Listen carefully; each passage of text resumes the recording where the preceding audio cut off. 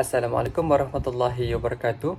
We are from Group 3 of Islamic Wealth Management Group A. So today, for this assignment of Islamic Economic, we are presenting to you guys the unfair contract term in Malaysian Islamic Bank. The problem is they often contain unfair terms.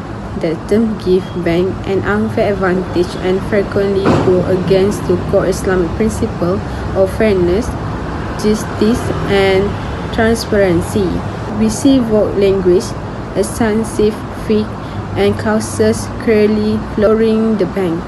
Even Bank Negara Malaysia in its review from 2016 until 2019 has highlighted serious issue with the unfair term. Customers often don't read their contract because they're so long, complex, and full of technical jargon. This leaves us vulnerable. We agree to terms that earn in our best interest. A major court case in 2018, CIMB Pemberhad versus Anthony Lauren Walk and Honor truly show how hard is it for customer to challenge their term. So what the solution? Empowering customers through Islamic Financial Literacy or IFL. IFL is then just knowing about money. This integrates Islamic religious and ethical value. When customers are educated in Islamic finance, they're better equipped to question contract, identify unreasonable or non-Sharia compliant clauses, and demand clarification. This knowledge empowers us to make informed financial decisions, and ultimately it helps to shift the power balance away from banks and toward consumer, leading to fairness and more sustainable financial system for everyone. Islamic banking is a banking system that follows Islamic or Sharia law. It is based on principles like sharing profit and risk, ensuring fairness, and making sure all transactions are linked to real business activity or asset. In Islamic finance, combining different contracts is common. This helps create new financial products that meet modern customer needs. When consumers buy goods or service, they enter into contract. These contracts are usually standard form created by business with fixed terms that consumer cannot change. It is important for this contract to be fair. If the terms are one-sided and unfair to customer, the contract can be considered invalid in many countries. In Malaysia banking sector, standard form contract are widely used. This contract outline the relationship between bank and their customer and describe the service offer. However, many of these contracts have unfair terms that heavily favor the bank. Customers often have no choice but to accept this term or risk being denied financing. In summary, the use of standard contract in Malaysia Islamic banking system often puts someone at a disadvantage. To ensure fairness, it is important to remove these unfair terms and help consumers understand their right and option. I will be presenting discussion from our research, which explore unfair contract term in Malaysian Islamic Bank and how Islamic financial literacy can play a key role in addressing this issue. Let's begin by understanding what unfair contract terms are. In Islamic banking, most agreements are based on what we call standard form contract. These are pre-written by the bank, and customers usually don't get to negotiate the term. The contract becomes unfair when there is a significant imbalance, giving the bank more power and placing the customer at a disadvantage.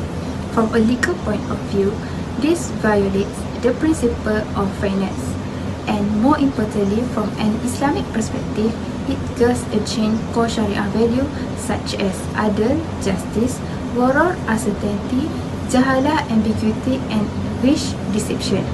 So, if a contract had crucial information, passes risk unfairly, or causes harm, it's failed to meet Islamic ethical standard. Is this really happening in Malaysia? The answer is yes. Between 2016 and 2019, Bank Negara Malaysia (BNM) raised red flag about this issue. They reported bold contract language, excessive fee, and clause clearly biased in favor of the bank. One major case was CIMDB Bank Berhad with Anthony Lawrence Brooke and Ano in 2018, where the Federal Court ruled that certain clauses were invalid under the Contract Act 1950. But here the problem, even though the law is on the customer side, taking legal action is expensive, time-consuming and stressful. Many ordinary consumers don't have the resource to fight back. As a result, they are often left with only two choices: accept the contract or walk away from the financial assistance they are desperately need. This can lead to financial burden and a loss of trust in the system. So why don't people just read the contract before signing? The reality is they cannot if they want to. These contracts are usually long, complex, and full of legal jargon. Customers are given little time and no opportunity to ask questions. Also, there is an information asymmetry. The bank know everything, the customer know very little. This creates a dangerous situation where customer may unknowingly agree to terms that are harmful or non-compliant with Sharia. Over time, this leads to discriminatory practices where consumers are treated unfairly.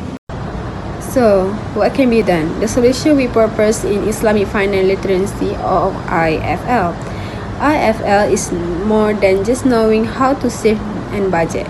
It's about understanding Sharia compliant finance principles like the providing of riba, gara, and mansham. It also include awareness of concepts like halal investing, zakat, and making ethical decisions when managing money. IFL combine religious value with financial knowledge to help Muslims make the informed and fiscally responsible choice. IFL is powerful because of informed customer is a protected customer. When people understand Islamic finance, they feel empowered to question what's written in the contract. They are more likely to identify unfairness or non-Sharia compliant term, ask for clarification, transparency, and better alternative, file compliance when necessary. Educate customer, shift the power dynamic. Bank can no longer assume that customers are aware. As a result, Islamic finance institutions are pushed to follow better practice, leading to a system that is fair, more ethical, and more sustainable in the long term. Teaching IFL, we selected ethical principle via Makasih Al-Shariah. We will start with Makasih Al-Shariah, the higher objective of Islamic law. Think of it as our ethical compass. Two objectives in particular are paramount here: Hifz al-Mal, the protection of wealth, and Adl, the establishment of justice. These aren't just abstract concepts, they are fundamental principles demanding fairness and transparency in financial contract. They explicitly prohibit any deceptive or exploitative practice that could unjustly disadvantage consumers. Here in Malaysia, the Securities Commission Malaysia further reinforced this through its Makasih Al-Shariah guidance for the Islamic capital market. This guidance emphasizes principles like clarity, transparency, upholding fiduciary duties, accountability, and preventing undue influence. All of this directly translate into an ethical imperative for Islamic bank to draft truly equitable contracts.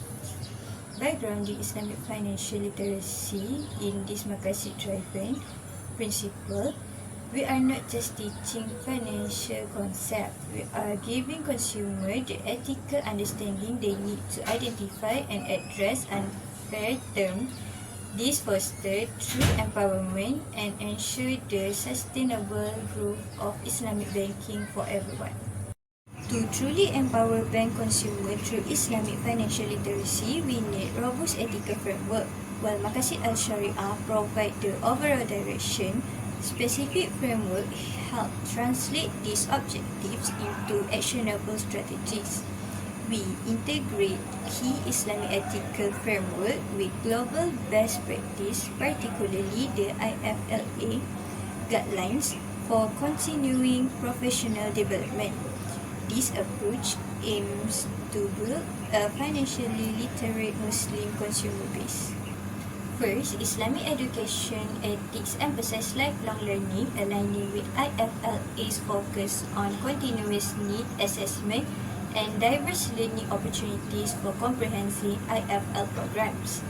Next, the Maqasidic leadership paradigms urge leaders to act in the public interest. This aligns with IFLA's focus on organizational commitment and resource allocation, ensuring robust IFL initiative.